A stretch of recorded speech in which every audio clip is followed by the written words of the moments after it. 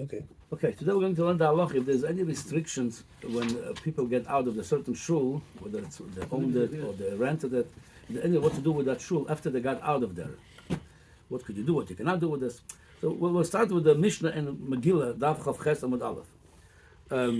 It's like this.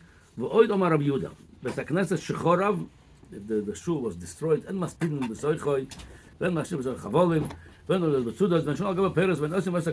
meaning we don't do many things. It's restricted, even though it's not operating shul. It's out of commission, because even after it's not a shul actively, there is still some restrictions what you could do over there.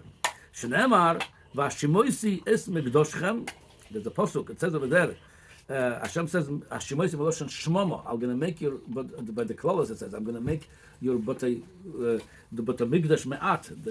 The Hashemot Migdoshchem, we have one Beis Hamikdash, but Migdoshchem meaning the Migdash Me'ad, the shuls, I'm going to make them shoymem, they're going to be destroyed. So still it says, Shemai says Migdoshchem, Kedushoson Avkshem Shoymemin. That's how they work. Even though the shoymem, meaning the dysfunctional, they destroyed, they're out of commission, they still have Kedusha. All right, so there's a lot of details in the Gemara and Poskim on this. So the Maisel on this, according to this, without going any deeper right now, looks like if you had a shul, in a way, if you got out of there, you're stuck. What you could do with this? It's very, very restricted. What are you going to do with the shul afterwards?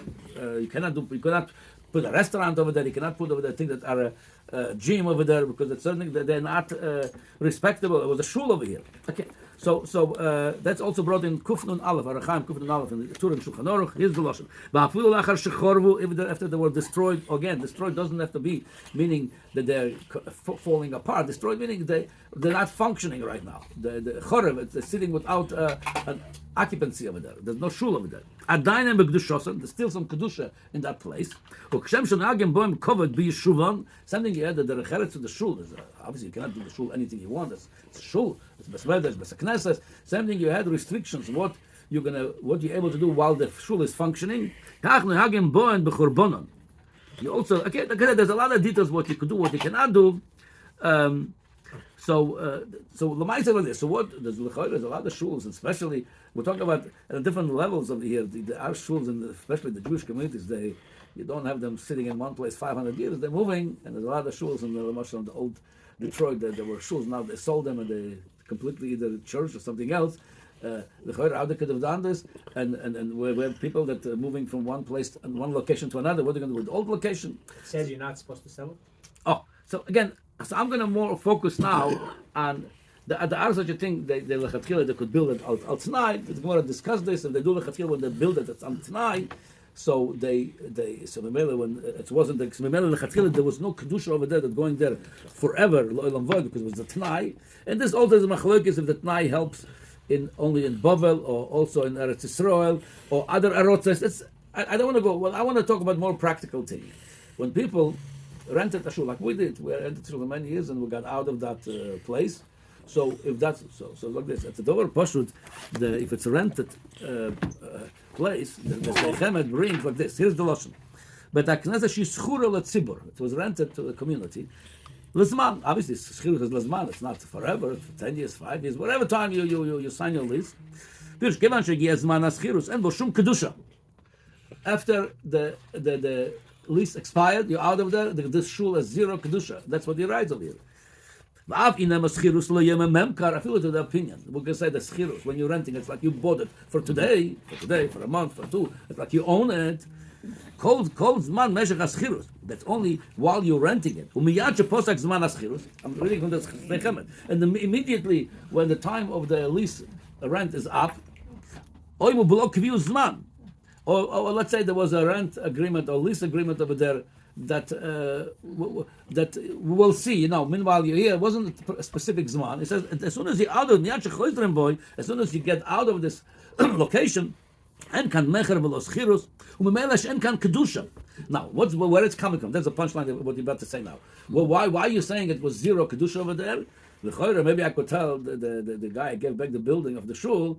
You cannot put a gym, you cannot put a restaurant that's not covered the shul. He says ve'en odom magdish dover shena shalai, because I cannot aser on the landlord. Something's not mine. I cannot tell him, no, he has a shul over there. From now on, you're stuck with it. You're restricted what you could do with it. No, it wasn't it wasn't mine. I didn't own the place to ask on him to do. So Mamela, when he got it back, he could do whatever he wants. So that's one heter for people that renting. And also, I this Shiloh had this week, somebody from New York also, he rented this place to the shul. He thought he was going to sell it to them, they didn't buy it then, so he had a Shiloh. Do I have any restrictions where I could sell it now to this location? What they could do over there. So that's one heter. Absolutely, they're going to this dechem. There's no problem whatsoever because they, by renting from him, he's building for a shul. They're leaving it now. They cannot ask on him now. Say, oh, you're restricted. So there's no problems. It was a rental. But there is a bigger chiddush over here. Let's say it's not a rental. Let's say you owned a place, you use it as a shul. Now it's the community where they fell apart, went to another shul. Now it's no more shul, and you own the place. It's not a rental. The whole thing was because it's a rental, I cannot ask on him, and the landlord, the tenant, cannot ask him. Oh, since I had a shul a few years, from now on you cannot do certain things. Let's say I own the place. So that's what the Aruch HaShulchan brings. And the same thing in Kufnon Aleph Halacha Yud Beis brings. If you own a place, let's say you begin a place where you start doing your shul, but it's you own it, but you say that's tonight I'm going to daven here. Let's say we're going to be here in this location for 5 years, for whatever time. Then I'm not going to daven over here. From now, let's say I decide I'm going to be in this place so many years. After that, we're going to go somewhere else. After we leave this place, after it's not a shul anymore, you can do whatever you want. It's not restricted to the restricted what the Mishnah and Megillah talks about. Afilu kula kayam, meaning even though the construction is here, it wasn't like I modified it. Oh, it's something else now. No, the whole construction is the way it was. You could do whatever. It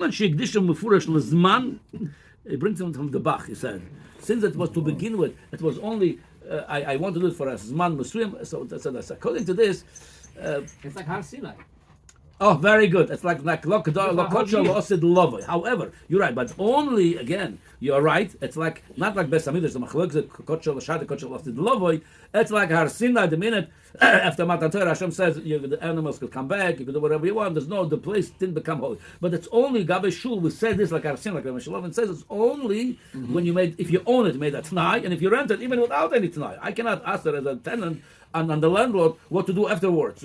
Even let's say he's Yerushalayim, he wants to do the right thing, he could do whatever he wants because my renting from him, it doesn't ask it. I cannot ask it on somebody else, his property. And even like I said, even let's say the community owned a shul, if they made a t'nai lechatchila, there's no the lechatchila. It was al t'nai l'zman mugbal to limited time. The mele after that time, there's no kedusha over there. And it's even further, there's other heterim, especially if it was not a binyan of tzibur. Let's say there's a lot of shuls today, the Rebelach or rabbis, they have their own shul, people come there, that's definitely less problematic because it's not like the tzibur made it mokem tefillah. And again, there's a lot of coolness, however, but you have to remember, if it's rental, there's no problem. But even when people own the place, it's better to make that t'nai, especially in Chutzah, as many saying, like we did that t'nai, because we're not going to be. So, keep it. That's we have to keep this in mind. That if especially if we own the place and there was no t'nai, it's more problematic. So what you do over there. But if there was a t'nai or you didn't own the place, the place has no kedusha afterwards. After they already don't function as a shul, and people could do with it whatever they want.